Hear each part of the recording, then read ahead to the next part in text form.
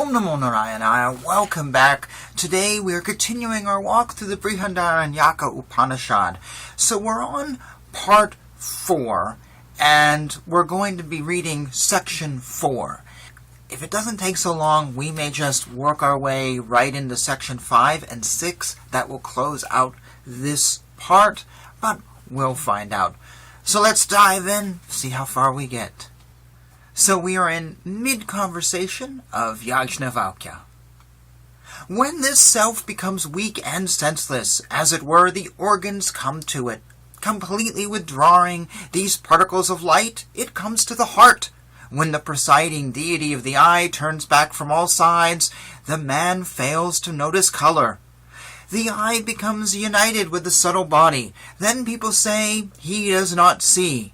The nose becomes united, then they say he does not smell. The tongue becomes united, then they say he does not taste.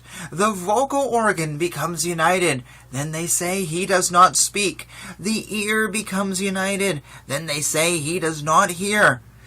The manas become united, then they say he does not think.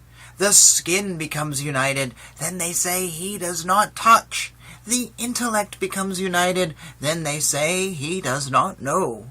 The top of the heart brightens. Through the brightened top the self departs, either through the eye, or through the head, or through another part of the body.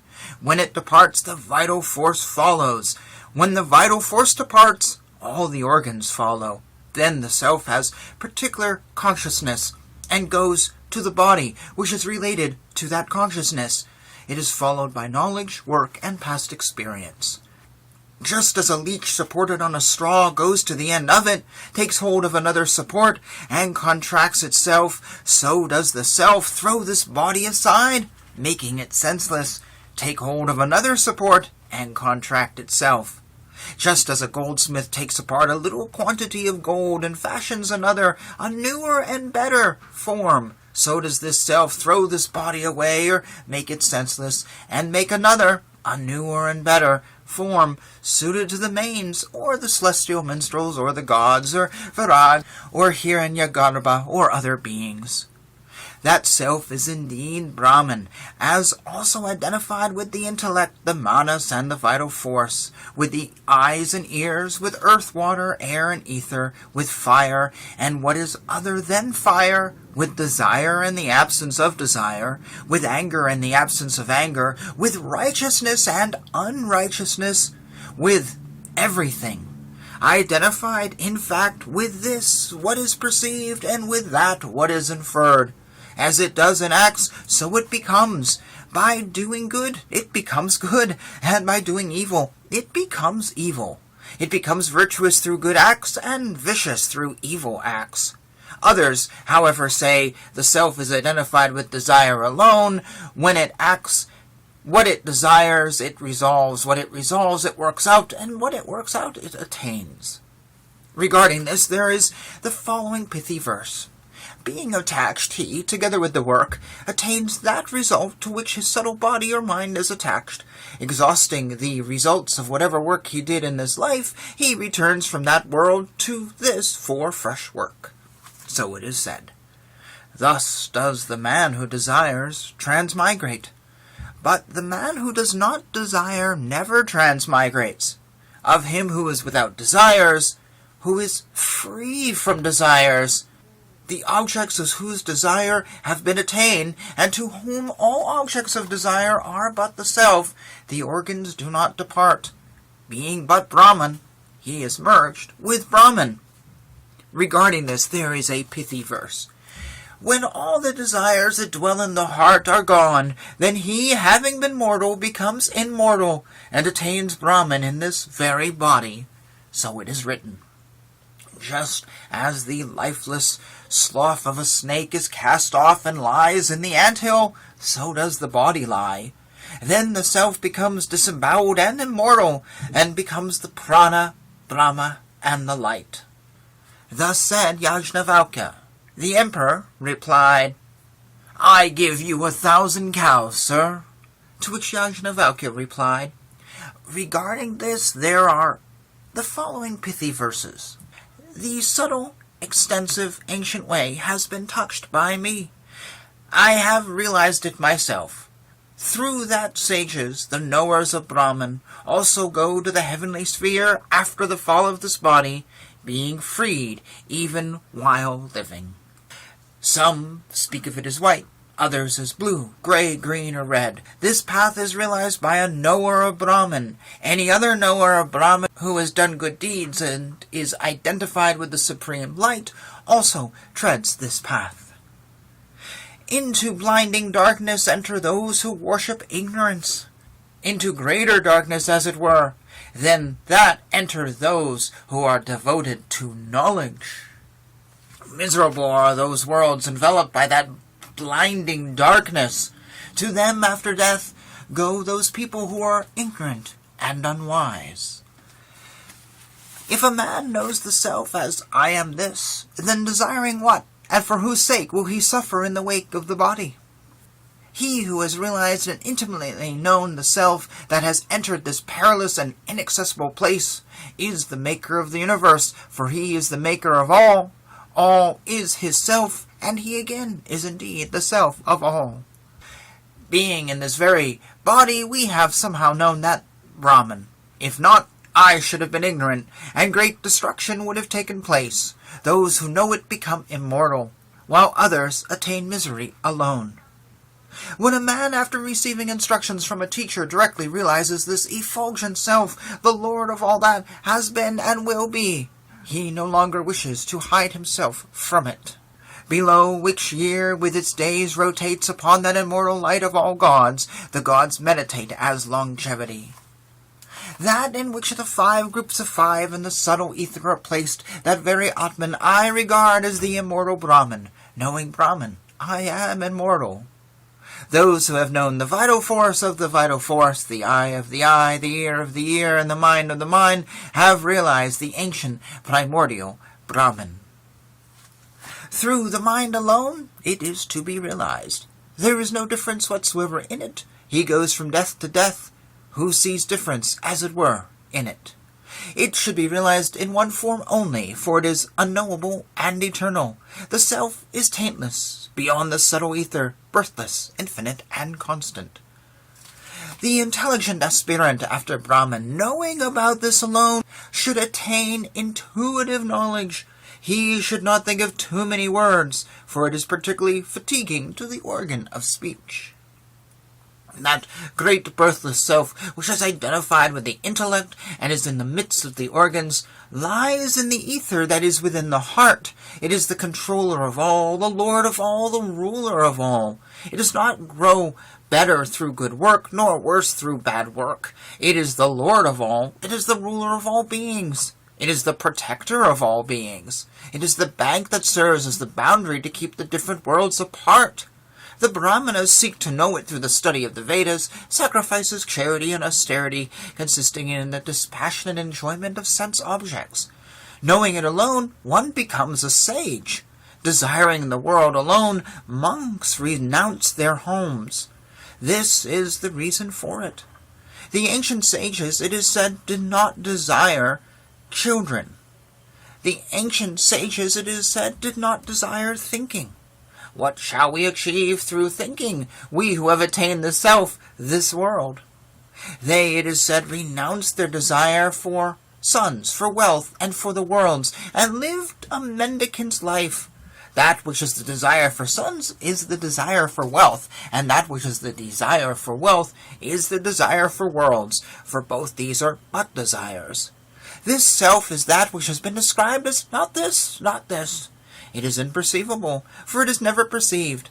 Undecaying, for it never decays. Unattached, for it is never attached. Unfettered, as it feels no pain and never suffers injury. It is but proper that the sage is never overtaken by these two thoughts. I did an evil act for this. I did an evil act for that. He conquers both of them. Things done or not done do not trouble him. This has been expressed through the following hymn. This is the eternal glory of a knower of Brahman. It neither increases nor decreases through work. Therefore one should know the nature of that alone. Knowing it, one is not touched by evil action. Therefore he who knows it as such becomes self-controlled, calm, withdrawn into himself, enduring and concentrated, and sees the self in his own self. He sees all as the self. Evil does not overtake him, but he transcends all evil. Evil does not trouble him, but he consumes all evil. He becomes sinless, taintless, free from doubts, and a knower of Brahman. Such is said in the hymn. This is the world of Brahman, my dear Emperor, and you have attained it, said Yajnavalkya. To which the Emperor replied, I give you, sir, the empire of Videha, and myself too with it, to wait upon you. That great birthless self is the eater of food, and the giver of wealth, of the fruits of one's work. He who knows it as such receives wealth, those fruits. That great birthless self is undecaying, immortal, undying, fearless, and Brahman. Brahman is indeed fearless. He who knows it as such certainly becomes the fearless Brahman. And thus ends this section. And I'm actually going to keep going, so section 5. Now Yajnavalkya had 2 wives, Maitreyi and Katyayani. Of these, Maitreyi used to discuss Brahman, while Katyayani had then only an essentially feminine outlook. One day, Yajnavalkya, with a view to embracing life, said, Oh, Maitreyi, my dear, I am going to renounce this life for monasticism. Allow me to finish you and Katyayani. Thereupon Maitreyi said, Oh, sir, if indeed this whole earth full of wealth be mine, shall I be immortal through that or not? Yajnavalkya replied, Oh, no, your life will be just like that of people who possess plenty of things, but there is no hope of immortality through wealth. Then Maitreyi said, What shall I do with that which will not make me immortal? Tell me, sir, of that alone which you know to be the only means of immortality. Yajnavalkya replied, My dear, you have been my beloved even before, and you have magnified what is after my heart. If you wish, my dear, I will explain it to you. As I explain it, meditate upon its meaning. It is not for the sake of the husband, my dear, that he is loved, but for one's own sake that he is loved. It is not for the sake of the wife that she is loved, but for one's own sake that she is loved. It is not for the sake of the sons that they are loved, but for one's own sake that they are loved. It is not for the sake of wealth that it is loved, but for one's own sake that it is loved. It is not for the sake of Brahmana that he is loved, but for one's own sake that he is loved. It is not for the sake of Kshatriya that he is loved, but for one's own sake that he is loved. It is not for the sake of worlds that they are loved, but for one's own sake that they are loved. It is not for the sake of the gods that they are loved, but for one's own sake that they are loved. It is not for the sake of beings that they are loved, but for one's own sake that they are loved. It is not for the sake of all that all is loved, but for one's own sake that it is loved. The self should be realized, should be heard of, reflected on, and meditated upon. When the self is realized by being heard of, reflected, and meditated on, all this is known. The Brahmana slights one who knows him as different from the self. The Kshatriya slights one who knows him as different from the self. Worlds slight one who know them as different from the self. The gods slight one who knows them as different from the self. The Vedas slight one who know them as different from the self. Beings slight one who know them as different from the self. All slight those who know them as different from the self. This Brahmana, this Kshatriya, these worlds, these gods, these Vedas, these beings, and these all are the self. As when a drum is beaten, one cannot distinguish its various particular notes, but they are included in the general note of the drum, or in the general sound produced by different kinds of strokes. As when a conch is blown, one cannot distinguish its various particular notes, but they are included in the general note of the conch, or in the general sound produced by different kinds of playing. As when a veena is played, one cannot distinguish its various particular notes, but they are included in the general note of the veena, or in the general sound produced by the different kinds of playing. As from a fire kindled with wet faggot diverse kinds of smoke issue, even so, my dear, the Rig Veda, Yajur Veda, Sama Veda, Atharva Veda, history, mythology, arts, the Upanishads, pithy verses, aphorisms, elucidations, explanations, sacrifices, oblations in the fire, food, drink, this world, the next world, and all beings are like the breath of the infinite reality. They are like the breath of this supreme self.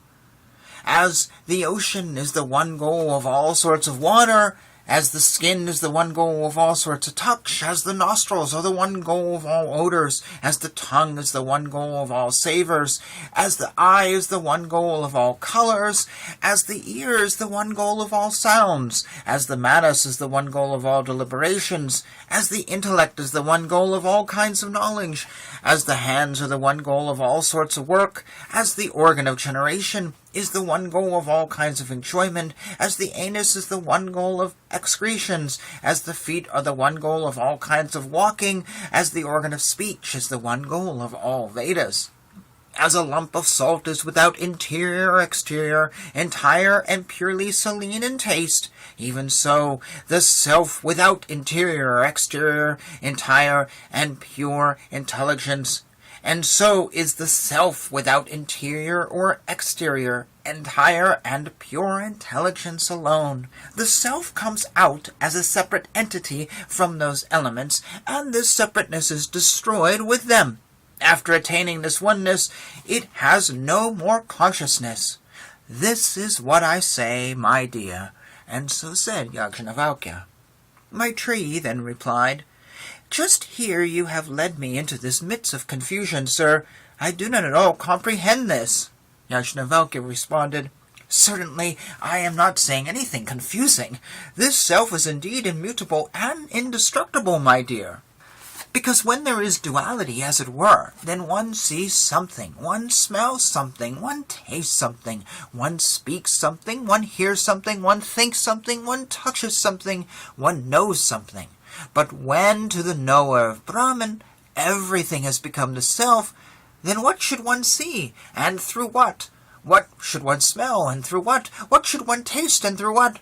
What should one speak, and through what? What should one hear, and through what? What should one think, and through what? What should one touch, and through what?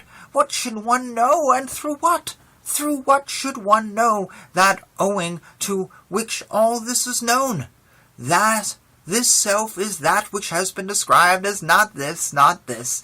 It is imperceptible, for it is never perceived, undecaying, for it never decays, unattached, for it is never attached, unfettered, it never feels pain and never suffers injury. Through what, my dear Maitreyi, should one know the knower? So, you have gotten the instruction, my dear. This much indeed is the means of immortality, my dear. Saying this, Yajnavalkya left. Thus ends Section 5. Section 6. Now the line of teachers. Patimasya received it from Gopavana, Gopavana from another Patimasya, this Patimasya from another Gopavana, this Gopavana from Kasiki, Kasiki from Kandinya, Kandinya from Sandila, Sandila from Kasika, and Gautama. Gautama from Agnivesya, Agnivesya from Sandila, and Abhimlata, Abhimlata from another of that name, he from a third of that name. This Anabhilata from Gautama, Gautama from Saitava and Prasinayogya, they from Parasarya, he from Bharadvaja and Gautama, Gautama from another Bharadvaja, he from another Parasaya, Parasya from Bhaijavapanaya, he from Kasikayani, Kasikayani from Gritakashika, Gritakashika from Parasarayana, he from Parasarya, Parasarya from Chatukarnya, Chatukarnya from Asuryana and Yaksha, Asuryana from Trivani, Trivani from Apogandani, he from Asuri, Asuri from Bharadvaja, Bharadvaja from Aitreya, Aitreya from Manti, Manti from Gautama, Gautama from another Gautama, he from Vatsya, Vatsya from Sandila, Sandila from Kasorya Kapya, he from Kumararita, Kumararita from Galava, Galava from Vidarbhi Kandinya, he from Vatsanapat Vabrava, he from Patan Sabhara, he from Ayasya and Giresa, he from Abuti to Vatsra, he from Visvarupa to Vatsra, he from the Asvins, they from the Dijak Arthavarna, he from Atharvandaiva, he from Mritu Pradhavasana, he from Pradhavasana, Pradhavasana from Ekarsi, Ekarsi from Viprachiti, Viprachiti from Vyasri, Vyasri from Sanaru, Sanaru from Sanatana, Sanatana from Sanaga, Sanaga from Viraj, he from Brahman, Brahman is self-born, and salutations to Brahman. And thus ends that section and part 4.